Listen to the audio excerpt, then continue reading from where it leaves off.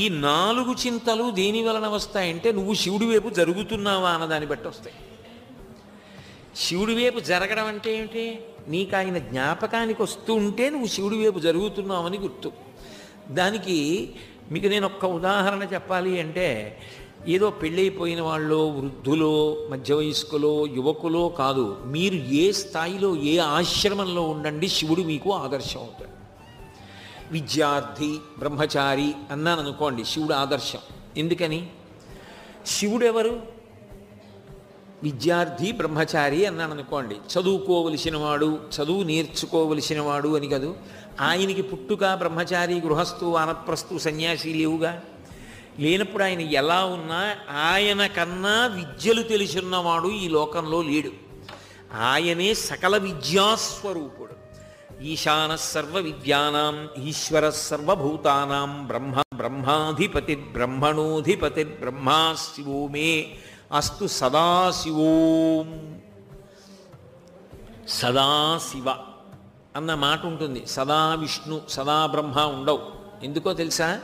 సదాశివ అంటే ఇన్ని విద్యలు తెలిసి ఉండడానికి ప్రయోజనం ఏమిటై ఉండాలి? 10 మందికి నువ్వు శాంతికారకుడవు అవ్వాలి. 10 మందిని సంతోష పెట్టడానికి నీ జన్మ పనికి రావాలి. 10 మందిని పాడు చేయడానికి పనికొస్తే కామక్రోధములు పట్టుకున్నాయని గుర్తు. అప్పుడు నువ్వు శివుడు అవ్వట్లా. అవతలవాడి మాట దేవుడు ఎరుగు, నువ్వు పాడైపోతున్నావని గుర్తు.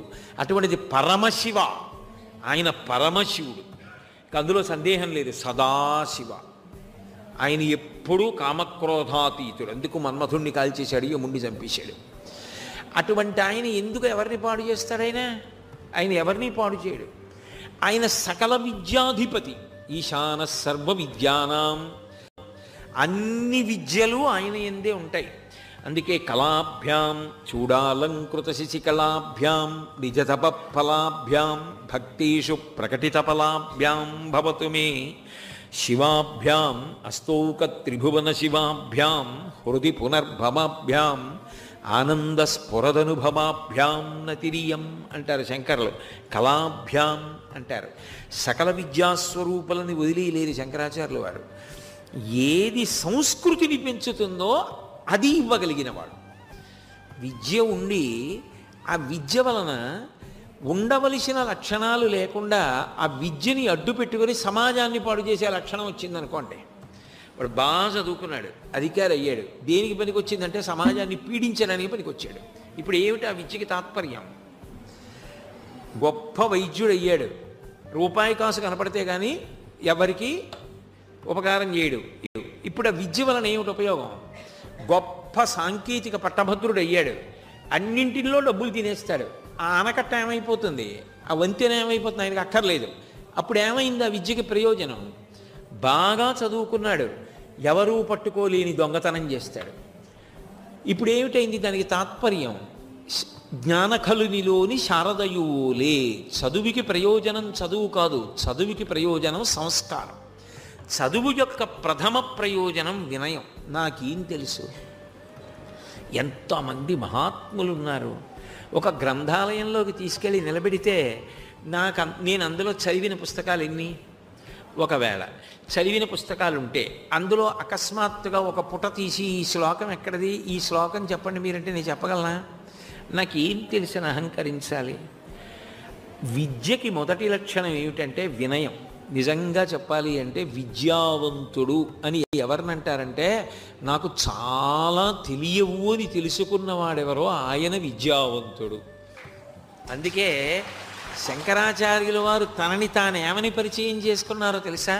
స్మృతౌ శాస్త్రౌ శకున కవిత గాన పండితౌ పురాణే మంత్రేవా శకున అని.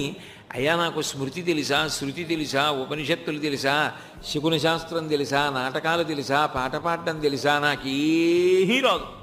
పశుమాం సర్వజ్ఞ ప్రచిత కృపయా పాలయ విభో.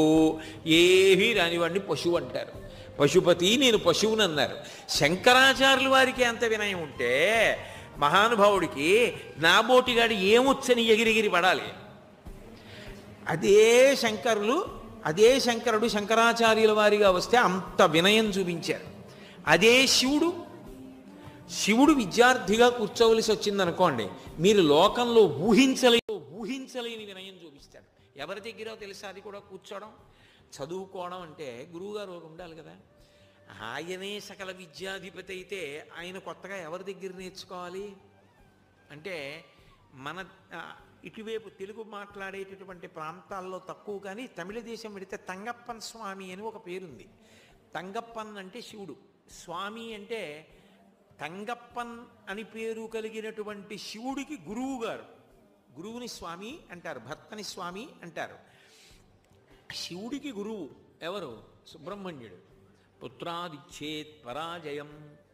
కొడుకు ఒకసారి అన్నాడు, నాన్నగారు ప్రణవం గురించి నాకు గొప్ప ఆలోచన స్ఫురించింది తపస్సులో, నేను ఆ ప్రణవార్థాన్ని ఉపదేశం చేస్తానన్నాడు.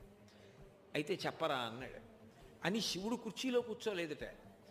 సుబ్రహ్మణ్యుడు కొడుకు కదా, చిన్నవాడు కదా, ఆయన అలా కూర్చుని చెప్పు అనొచ్చు కదా. ఒరే, నువ్వు చెప్తున్నప్పుడు నేను వినేటప్పుడు, నువ్వు గురువు నేను శిష్యుడైనప్పుడు నేను శిష్యుడిగానే కూర్చోవాలని కింద కూర్చొని విన్నట్ట. చెవి బొగ్గి ఇన్ని విద్యలకు ఆలవాలమైన వాడు ఇలా చెవి పెట్టి ఎంతో జాగ్రత్తగా విన్నట్ట. మధ్యలో మాట్లాడకుండా, అక్షరం జారిపోకుండా, అంత వినయంగా, అంత జాగ్రత్తగా విన్నట్ట. పోనీ ఏదో గంటలా విన్నాళ్ళు ఇద్దరు అంటారేమో. ఆ లక్షణం ఎక్కడి వరకు వెళ్ళిందో తెలుసా? అదే శివుడు శంకరాచార్యుల వారిగా వచ్చారు. త్యక్వా మౌనం వట విటపినో మూలతో నిష్పతంతి శంభోర్మూర్తిశ్చరతి భువనే శంకరాచార్య రూప. శంకరాచార్యుల వారిగా వచ్చారు. వచ్చి తిరుచెందూరు క్షేత్రానికి వెళ్ళారు. మీరు తిరుచెందూరు వెడితే ఇప్పటికీ ఒక కథ చెప్తారు. తిరుచెందూరు శంకరాచార్యుల వారు వెళ్ళలేదట. వెళ్లకుండా వెళ్ళిపోతుంటే